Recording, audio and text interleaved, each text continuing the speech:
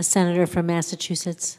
Madam President, nearly 2 months after Hamas launched brutal terrorist attacks on Israel, we continue to grieve for those who were killed. We also pray for the return of loved ones taken hostage, and for those who have been injured, for rape victims, and for those who survived by hiding themselves among dead and dying friends. We offer love and support. October 7th was the deadliest day for Jewish people since the Holocaust. I've seen video of Hamas's attack and their terrorists' contempt for Israelis' lives. As I have said before, Israel has both a right to defend its citizens from Hamas's terrorist attacks and an obligation under the laws of war to protect innocent Palestinian civilians in Gaza. Palestinians are not Hamas, and they should not be punished for Hamas's terrorism. I want to be clear about how I see the war that Israel is currently waging in Gaza.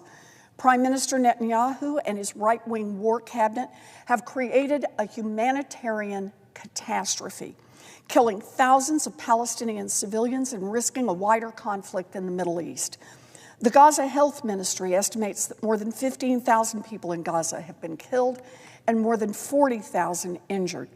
The vast majority of those killed and injured have been Palestinian civilians, many of them women and children. This level of civilian harm is a moral failure. It is why, for weeks, I have called on Israel to stop bombing Gaza. A 7-day ceasefire between Israel and Hamas gave hope that more hostages would return to their loved ones, gave hope that a massive amount of humanitarian aid would reach innocent Palestinians in need of food and water, and gave hope that negotiations would continue as the parties work toward an enduring end to this fighting. I applauded this ceasefire and urged its extension so that the parties could secure a lasting peace. When ceasefire lapsed, I urged the parties to get back to the negotiating table and build on the prior agreement so that the ceasefire could resume. But instead, the fighting ramps up. So I will say it again. Hamas must release the hostages and stop firing rockets at civilians in Israel. The Israeli government must stop the bombing in Gaza and deliver humanitarian aid. And all of us must do everything possible to resume the ceasefire and extend it for as long as possible. The long-term goal must be peace. 2 states for 2 people. Today, the Senate will vote on legislation to provide military funding to Ukraine, Israel, and Taiwan.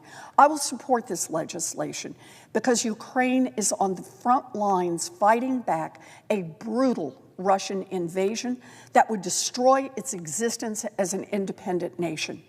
A few months ago, I visited Ukraine and saw firsthand the courage of the Ukrainian people who are literally putting their lives on the line to keep democracy alive.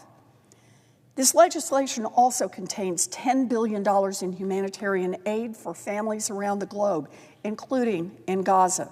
It also provides emergency shelter funds for migrants who are newly arrived in the United States. And it includes money for mosques and synagogues that are dealing with threats here at home. I strongly support those provisions. In fact, I fought hard for those provisions. But I want to be clear that when it comes to U.S. military aid to Israel, American support cannot be a blank check to a right-wing government that has demonstrated a gross disregard for the lives of Palestinian civilians. U.S. military aid always includes conditions, and there is no exception even for our allies. The United States regularly conditions military aid on compliance with U.S. law and international humanitarian aid. And in the case of Israel, I have long argued that the United States should use all of the tools at its disposal, including placing conditions on U.S. military assistance, to move the parties closer to permanent peace and a 2-state solution. Prime Minister Netanyahu's actions are not moving closer to a 2-state solution. Instead, his actions set conditions for endless violence.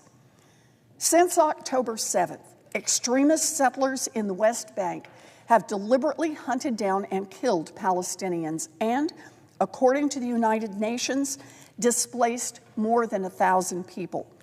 In Gaza, Israeli forces have struck hospitals and refugee camps, killing scores of civilians in pursuit of its military targets.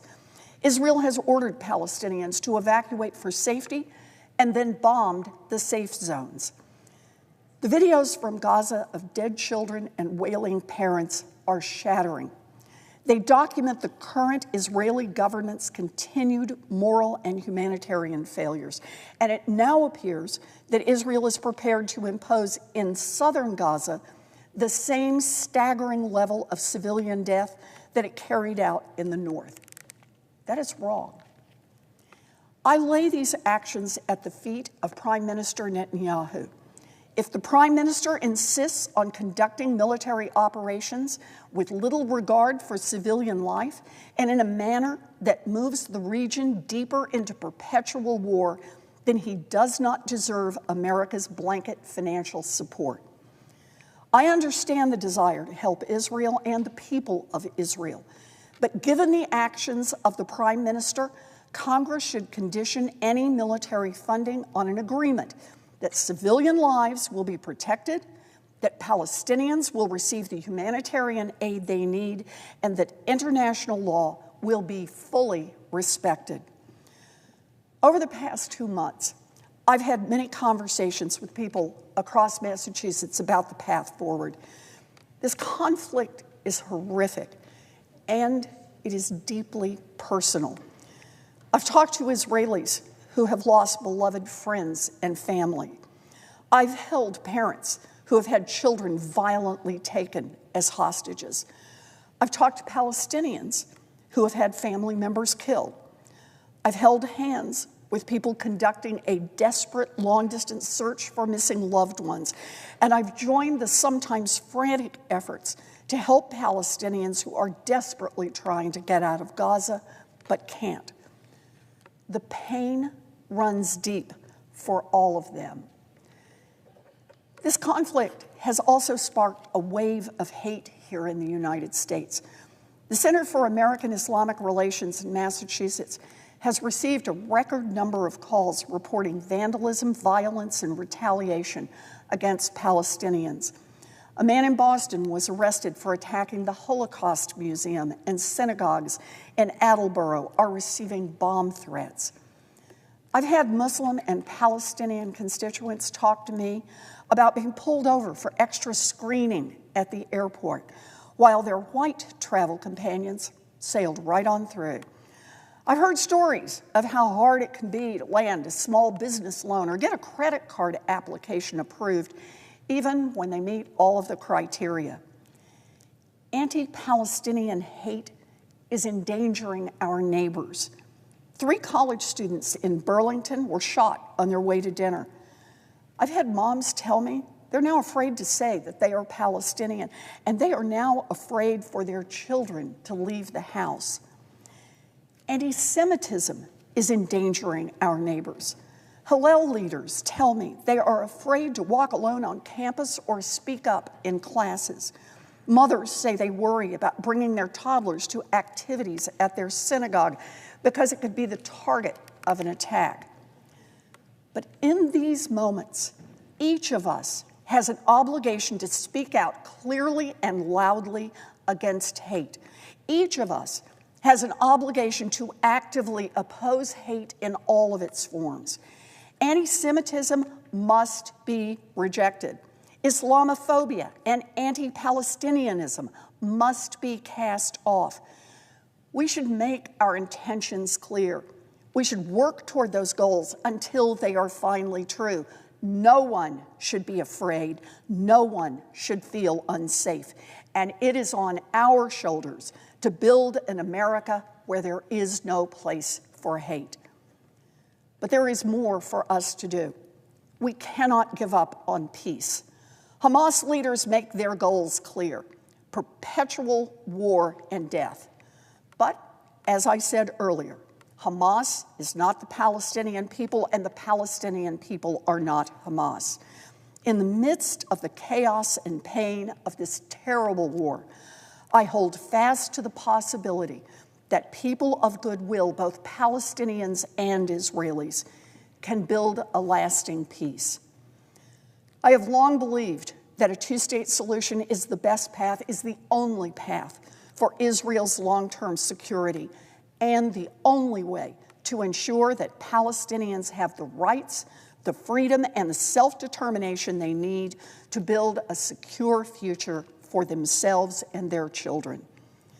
In the short term, the needed work is obvious. Resume the ceasefire, accelerate humanitarian aid, protect innocent civilians, and release the hostages.